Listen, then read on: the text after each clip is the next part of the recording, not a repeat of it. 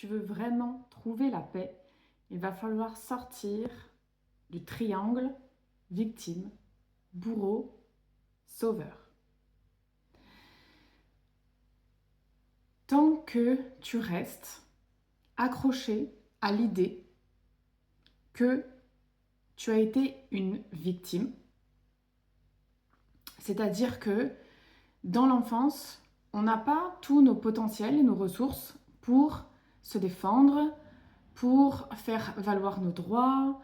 On est encore dépendant de l'adulte, on ne peut pas vivre seul et donc notre survie en dépend. Nous sommes, jusqu'à un certain âge, dépendants d'un référent, d'un adulte, de nos parents. Et donc, les traumas ou les endroits où ces référents-là n'ont pas pu répondre convenablement à nos besoins fait que ça nous classe dans le rang de victime à ce moment-là. Mais à chaque fois qu'on est victime, qu'est-ce qui se passe? Notre système, notre inconscient, notre cerveau, tout notre être va compenser. S'il y a des endroits pour lesquels nous avions des besoins qui n'ont pas été assouvis, il y a systématiquement compensation. Comment se manifestent ces compensations à l'âge adulte? Comment on se construit à travers ces compensations-là? Eh bien, par de la manipulation, par exemple, par le fait de se renfermer, de ne pas ouvrir sa vulnérabilité, par le fait de se bloquer de ses émotions, par un apport en nourriture plus élevé que nos besoins, par de la drogue, par du sexe, par des jeux, par quelque chose en tout cas qui va venir compenser. Et qui va nous mettre dans l'illusion que nos besoins sont comblés. Donc, on rentre dans un cercle vicieux où on se fait croire à une belle histoire, et une belle histoire qui bien souvent impacte ou intègre les autres. Puisque au moment même où ces compensations se sont formées, c'était un moment où nous étions encore dépendants de quelqu'un. Donc, un moment où nous fonctionnons, bref, j'arrive pas, dans un espace où nous n'étions pas encore un individu à part entière, totalement autonome. Sauf que quand on grandit, quand on devient un adulte, on n'est plus censé avoir ou compter sur l'autre pour répondre à nos besoins. Sauf que notre système à l'intérieur ne l'a pas intégré ça. Donc, ça signifie qu'à l'intérieur de nous, on agit encore depuis nos parts blessées. Et toutes ces parts blessées font de nous une victime. Et quand on est victime, et quand on est blessé, et qu'on agit depuis cet espace-là, on va forcément être aussi, dans certaines situations, le bourreau, dans d'autres situations, le sauveur, et puis dans d'autres situations, encore la victime. D'accord? Donc comment on fait pour sortir de ce triangle-là? Et à quoi ça sert de sortir de ce triangle-là? À quoi ça sert? À trouver la paix, à se sentir capable, à pouvoir se donner à soi-même ses propres besoins, pouvoir répondre à ses propres besoins. Ok. Parce que tant qu'on reste enfermé dans ce triangle-là, on va rejouer, rejouer et rejouer encore les mêmes schémas que dans notre enfance. C'est ce qui crée le mal-être, la sensation de ne pas être entendu, la sensation de ne pas avoir le droit, qui crée tous les blocages à l'abondance, qui crée tout un tas d'effets secondaires, délétères pour nous, mais qui ne s'en iront que lorsqu'on acceptera de sortir de ce triangle-là. Donc maintenant, comment on sort de ce triangle-là? Eh bien, c'est d'oser aller voir tous les espaces où on se sent encore victime. Donc, par exemple, j'ai eu un père qui m'a battue. J'ai vécu de l'inceste. J'ai été abandonnée et j'ai été placée en foyer. Ok. Si on part du principe que chacun de ces espaces amène la personne à se questionner sur sa capacité à ne plus jamais revivre ça, sur sa capacité à pouvoir se dire, à pouvoir aller chercher, à pouvoir ressentir que si elle a vécu ça, c'est qu'elle est en capacité de le transcender. C'est-à-dire ne plus voir ça comme une punition, comme quelque chose d'ignoble, atroce ou horrible, mais de se placer depuis un autre point de vue plus grandissant, plus sage, qui va permettre l'expansion de cette personne, qui va permettre à cette personne de péter tous ces plafonds de verre et de vivre une vie absolument extraordinaire à la hauteur de ce qu'elle a vécu, de ce qu'on pourrait qualifier d'horrible ou d'inhumain. Donc soit on reste bloqué dans c'est inacceptable, c'est inentendable, je suis la victime et je dois être reconnue pour ça. Et donc, ça veut dire que tant que les personnes ne reconnaissent pas, on reste bloqué et notre vie n'avance pas. Soit on a la possibilité de se dire c'est fait. De toute manière, c'est fait. Comment je peux faire à partir d'aujourd'hui pour que ma vie devienne extraordinaire? Et comment je peux me servir de ces expériences-là pour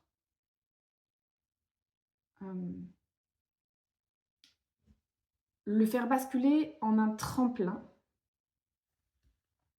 qui va m'élever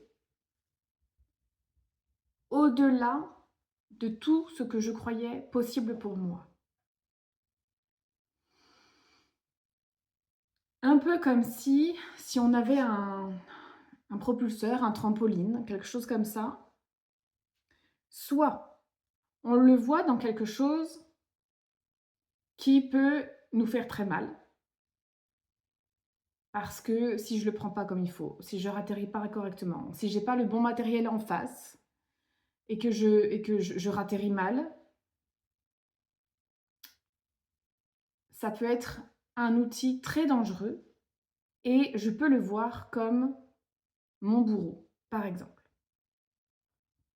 Ou alors, je peux voir ce tremplin, ce trampoline, comme quelque chose qui va me faire voir la vie d'une autre manière, qui va me permettre de m'élever plus haut, qui va me permettre de réaliser des choses que je ne pourrais pas réaliser si j'étais restée les deux pieds au sol, avec mes seules capacités, mes seuls moyens et mes seules possibilités d'extension.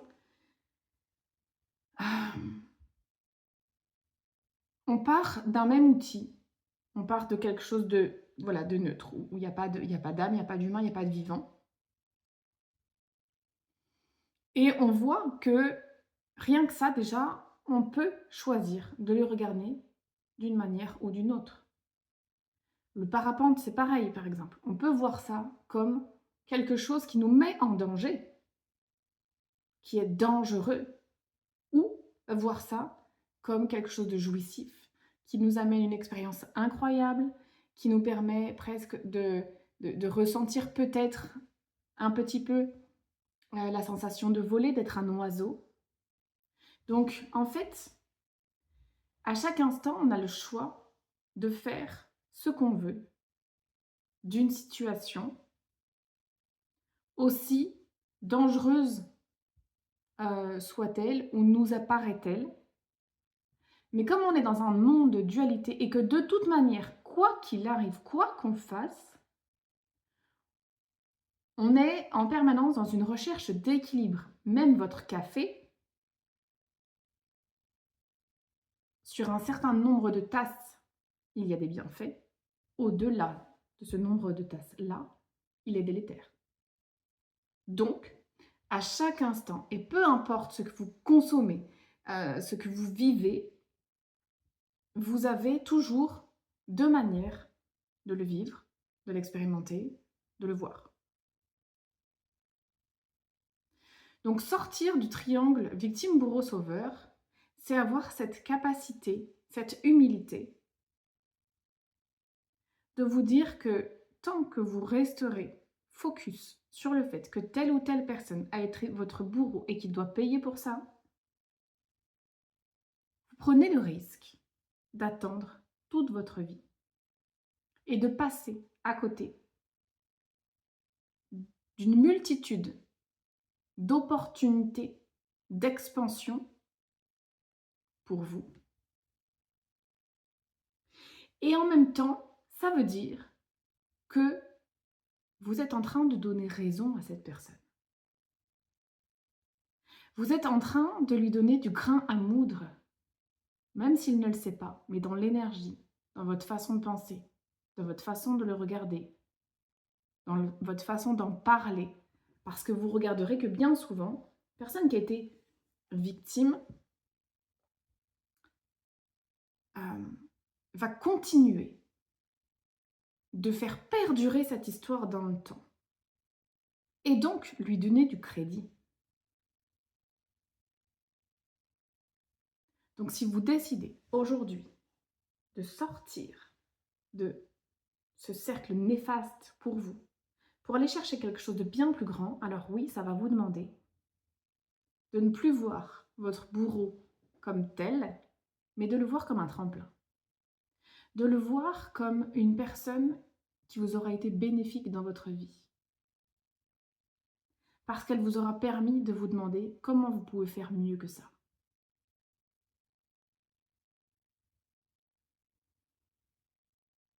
Et à partir du moment où on commence à raisonner comme ça, qu'on apporte plus de crédit à ce qui nous fait du bien qu'à ce qui nous fait du mal, qu'on se sent enfin capable de créer notre vie depuis un espace plus expansif à l'intérieur de nous. Quand on prend cette responsabilité-là de faire ce choix que d'arrêter de nourrir les parts de nous qui nous font encore du mal à l'intérieur, mais de regarder plutôt les parts de nous qui nous font du bien, qui nous nourrissent profondément. c'est là que les miracles commencent à arriver dans notre vie. Et quand on commence à réfléchir comme ça, à raisonner comme ça, les autres ne peuvent plus avoir d'impact négatif, j'entends, sur nous, juste parce qu'on a décidé que ces personnes-là n'auraient plus de pouvoir sur nous. On sort de l'emprise. Donc, on ne va même plus rencontrer de personnes, ou si on en rencontre, elles ne vont plus rester dans notre vie, des personnes qui nous veulent du mal, des personnes qui restent en fait dans cet état de victime, bourreau, sauveur, et qui, du coup, peut-être ont été victimes et à leur tour deviennent le bourreau en étant méchants avec les autres, ou en les descendant, ou en essayant de se nourrir du négatif, ce que vous étiez jusque-là. Parce que il faut bien voir que vous êtes votre propre bourreau. Quand vous choisissez de vous nourrir de négatif, vous êtes votre propre bourreau là-dedans, en fait. Et il y a souvent une part de vous qui tente de se sauver en essayant de mettre en place des choses bénéfiques, mais il y a toujours quelque chose qui vous ramène vers le bas, et là, vous vous sentez de nouveau victime. Et en fait, on tourne comme ça en permanence dans cette boucle-là. Donc à partir du moment où vous décidez de vous focus uniquement sur ce qui est positif, ce qui vous nourrit, ce qui vous fait du bien, vous sortez automatiquement de cette boucle-là, en fait. C'est-à-dire que votre cerveau, votre corps, votre inconscient, il n'a plus d'autre choix parce que vous ne lui laissez plus le choix. Il n'a plus d'autre choix que de se concentrer uniquement sur ce qui est beau et bon pour vous. Donc, la place de victime, elle n'a même plus sa place. Ce rôle de victime n'a plus sa place à l'intérieur de vous. Elle n'a plus sa place parce que vous indiquez par une répétition de pensées, d'actes, d'affirmations, de ressentis à l'intérieur de vous, qui fait que tout vous conduit dans un espace d'expansion et il n'y a pas d'autre direction à l'intérieur de vous. Et ça, quand c'est clair à l'intérieur de vous, là, vraiment, vraiment, les miracles arrivent dans votre vie.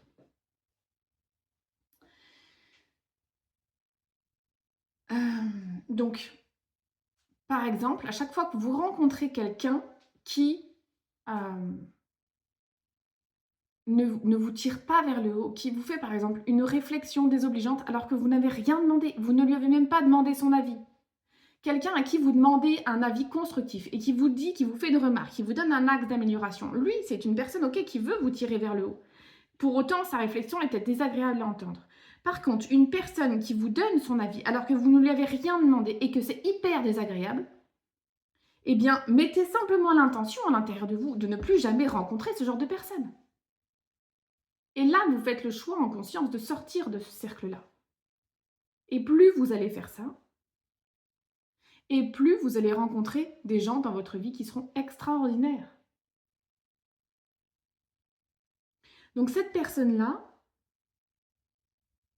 vous n'êtes même pas obligé de lui répondre, en fait. Vous pouvez soit lui dire, alors, je ne t'ai pas demandé ton avis, donc je ne le prends pas, ou peut-être même, peu importe, c'est gentil de me donner ton avis, mais c'est ta vérité, pas la mienne, je ne la prends pas, et je ne t'avais rien demandé. Donc la prochaine fois, je te demanderai de bien vouloir me demander si je suis d'accord de recevoir un avis. Mais ça, c'est non. C'est des personnes qui, si elles ont besoin de se nourrir de négatif pour vivre, elles ne vont plus faire partie de votre vie, naturellement. Elles ne seront même pas attirées vers vous parce que dans votre énergie, ça va se sentir que ça, c'est non. Et c'est de cette manière-là que petit à petit, on sort du triangle victime, bourreau, sauveur, pour aller chercher quelque chose de bien plus expansif à l'intérieur de vous. Et c'est exactement dans ce genre de direction-là que je vous accompagne, que je vous aide à sortir petit à petit la tête de l'eau par rapport à ce cercle vicieux pour aller chercher un cercle vertueux bien plus élevé. Ok ? Voilà ce que j'avais envie de vous partager aujourd'hui. Parce que ça a été un long cheminement pour ma part de comprendre ça. C'est pas facile de sortir de ce cercle-là. c'est pas facile de vraiment intégrer jusqu'au bout du bout du bout, heu, comment je pourrais dire ça? Cette, capacité à voir ces bourreaux comme des tremplins. Donc à les mettre presque sur un piédestal, j'exagère, mais en tout cas, voilà, de les mettre en lumière, de pouvoir dire: «Merci, mais merci, merci, parce que si je ne t'avais pas rencontré, je pourrais pas, ça me viendrait même pas à l'idée que je puisse avoir une vie aussi extraordinaire que celle que je suis en train de créer». Je le vois chez les personnes qui, n'ont pas vécu de gros traumas, leur vie ne sera jamais totalement jouissive et expansive. Ça peut arriver, je dis pas que ça n'arrive jamais, mais les personnes qu'on voit en suivi, que j'accueille, c'est toutes des personnes qui ont vécu des choses, difficiles dans leur vie. Mais c'est justement parce qu'elles ont vécu ces choses difficiles qu'elles se posent la question de pourquoi elles les ont vécues. Et juste parce qu'elles se posent cette question-là, c'est à partir de là qu'on peut ouvrir d'autres portes, d'autres opportunités.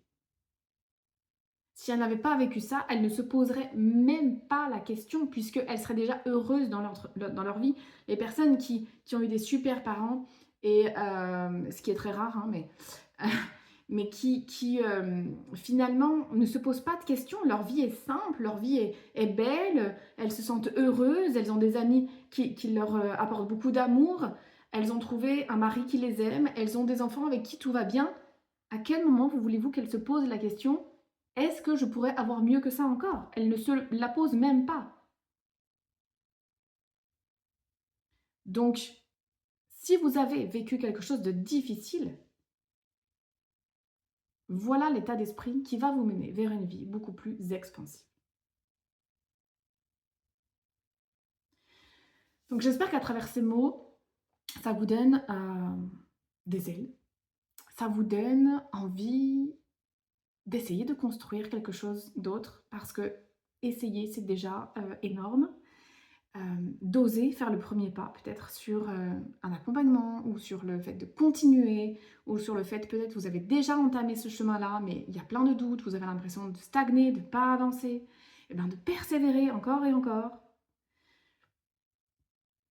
hem et de vous dire aussi que vous n'êtes pas seul et que tellement d'autres femmes et hommes vivent ce genre de difficultés et que vous devez garder votre focus, auprès des personnes qui sont allées jusqu'au bout. Voilà. À la semaine prochaine pour une nouvelle vidéo. N'hésitez pas à vous abonner, à venir commenter, à venir me parler de ce que ça génère chez vous quand vous écoutez mes vidéos. Et je vous dis à très bientôt. Ciao.